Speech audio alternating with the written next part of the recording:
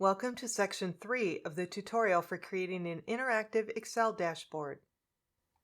In this section, we will be creating the calculation product worksheet. Open the Excel file that you saved at the end of Section 2. Remember that these 5 sections need to be completed in order.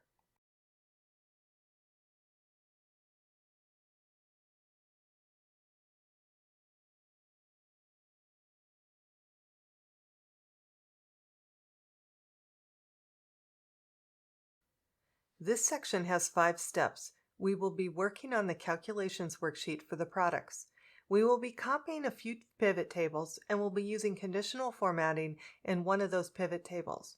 One of the pivot tables we edit will be a top 5 products pivot table. Finally, we will be creating text for the dashboard. In the calculation division worksheet, click in cell B5 of the pivot table. Next, on the Pivot Table Analyze tab, click on Select. In the drop-down box, click Entire Pivot Table. Then hit Command+C to copy that pivot table. Navigate to the Calculation Product Worksheet and click in cell B4. Then hit Command-V to paste that copy of the pivot table into this worksheet. We are copying the pivot table because creating new pivot tables takes more Excel resources than simply copying the pivot table and modifying it each time you need a pivot table of that same data table. On the Pivot Table Analyze tab, click on Filter Connections. In the dialog box, unclick Division. Click OK. In the Pivot Table Fields box, drag Division out of the Rows box and drag Region into the Rows box. On the Pivot Table Analyze tab, click on Insert Slicer. In the drop-down box, check Region. Click OK. Copy the pivot table from cell B4 to cell B14 using the directions in the previous step. Those directions were Pivot Table Analyze tab, Select Entire Table, Command+C, and then Command-V. Drag Region out of the Rows box and drag Division into the Rows box. Drag Year into the Columns box and drag Sales Revenue into the Values box twice. Right-click in cell D17. In the drop-down box, click on Summarize Values By. In the next drop-down box, click on More Options. In the Pivot Table Field dialog box, click on Show Data As, Percentage Difference From, Base Field Year, and Base Item Next. Click OK. Change the header for the second column by clicking in cell C16 and then typing a space, and then Sales Revenue in the formula box. You will get an error message if you don't type a space before Sales Revenue because Excel already has the field name of Sales Revenue elsewhere. By adding a space into the field, it makes it a different field name. Change the header for the third column by clicking in cell D16 and then typing percentage in the formula box. Next, on the Insert tab, click on Symbol.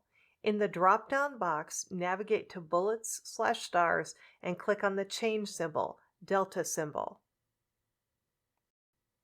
After the change symbol, type Prior Year.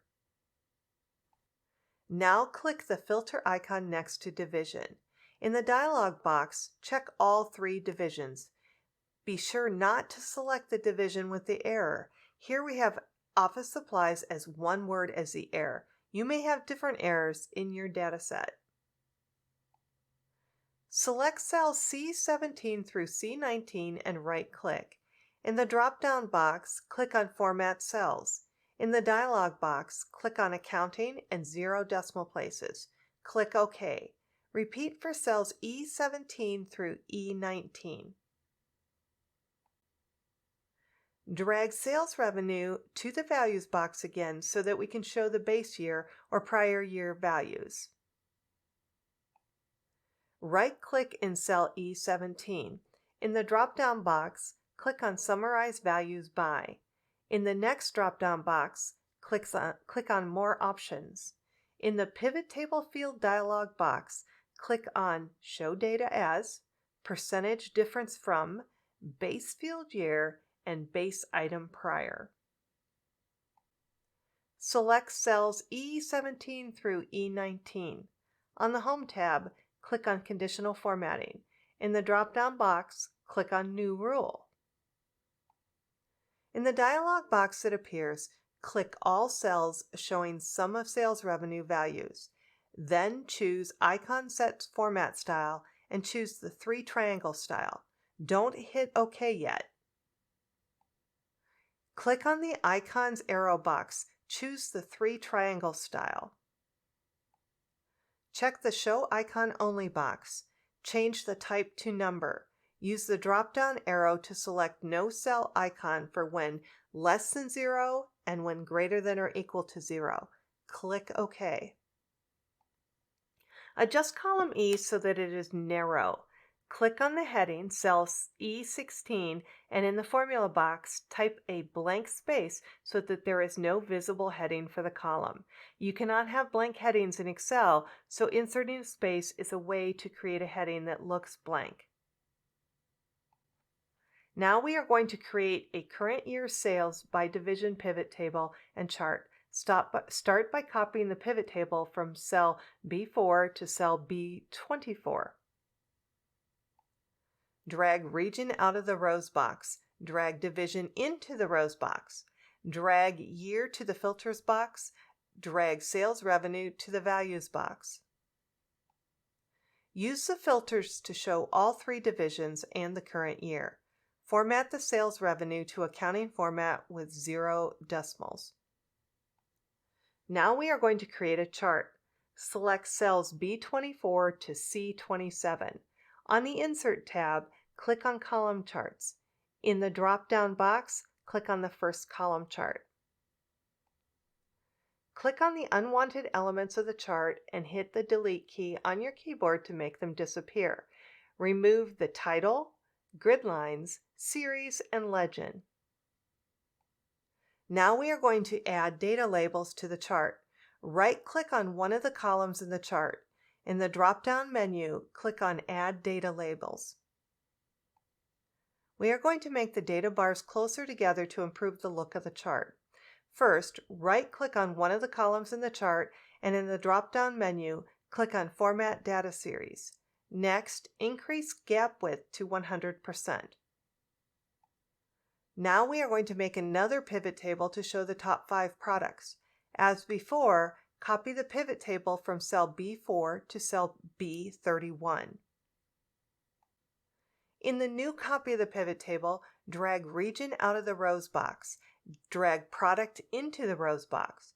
Drag sales revenue into the values box. Drag year into the filters box. Delete the first column heading. Remember to put a blank space in the formula box. Set the year filter to current. Change the second heading to Sales Current Year. Finally, format as accounting with 0 decimals. Right-click in cell C32. In the drop-down box, click Sort. In the next drop-down box, click Sort Largest to Smallest. Now we are going to create text headings in our dashboard. The heading wording will change depending on which slicer button is clicked. In cell F5, type the formula that's listed on the screen. Note that the spaces in the formula are important, so be sure to include them as illustrated. In cell F6, type the formula as listed on the screen again.